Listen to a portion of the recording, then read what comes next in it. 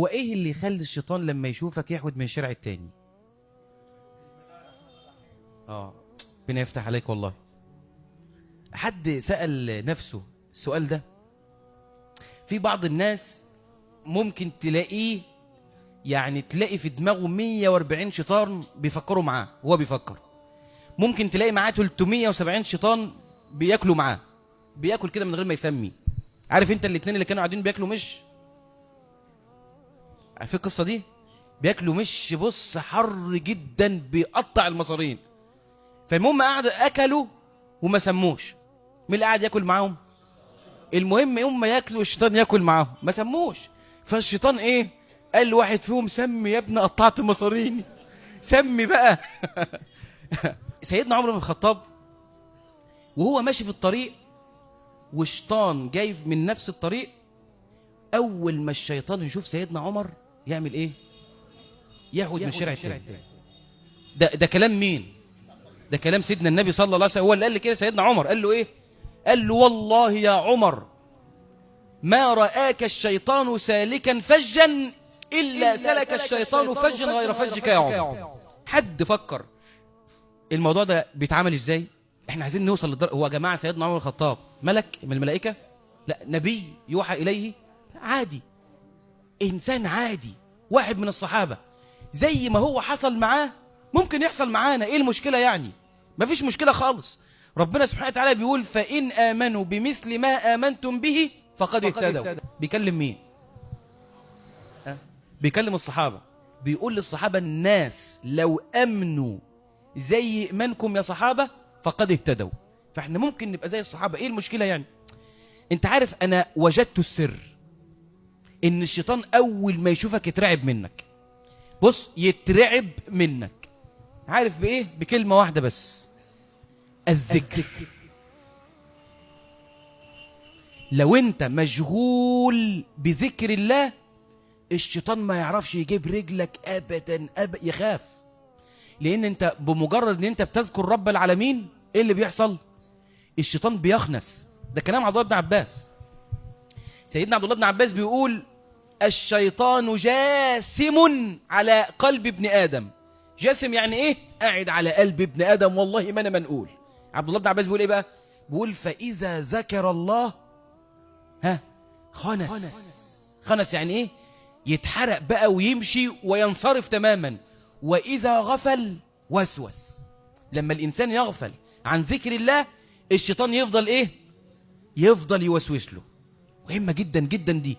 واكبر واعظم من كلام ابن عباس كلام رب ابن عباس رضي الله عنه جل في علاه.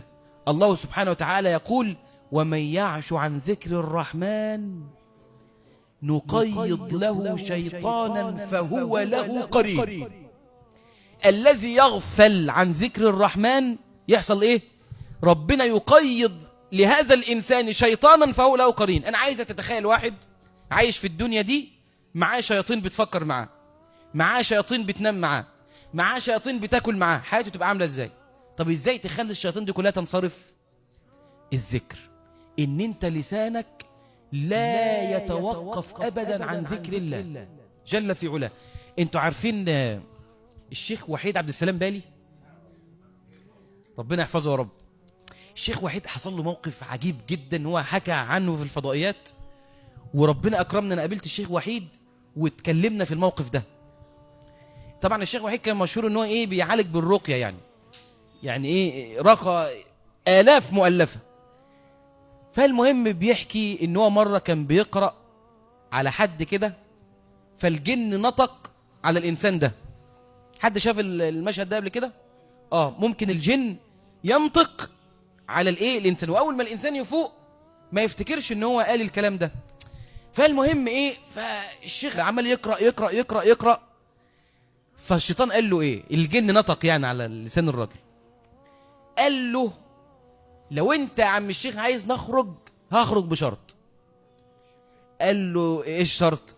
قال له ان انا اخرج منه وادخل فيك انت. بالله عليك لو انت مكان الشيخ وحيد وقاعد بتلقي واحد وقام الجن قال لك كده، قال لك بص انا انا اخرج منه هعمل لك اللي انت عايزه بس انت ما انتش خارج من هنا لو انا معاك رجلي على رجلك. خلاص انت عارف الشيخ وحيد قال له ايه؟ وانا موافق. انا موافق، يلا يا عم اخرج وتعالى شرفني. المهم مفيش اقل من دقيقة سمع هذا الجن يبكي على لسان مين؟ لسان اللي هو الانسان المريض ده يبكي. فالشيخ وحيد بيقول له ايه؟ بيقول له ما يبكيك، انت بتعيط ليه؟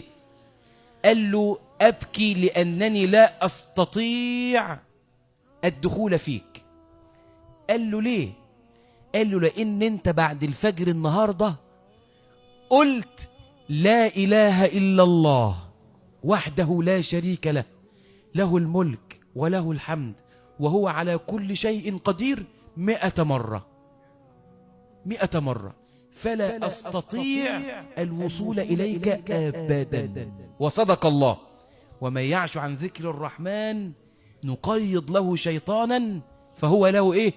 فهو له قرين. إلزم ذكر الله.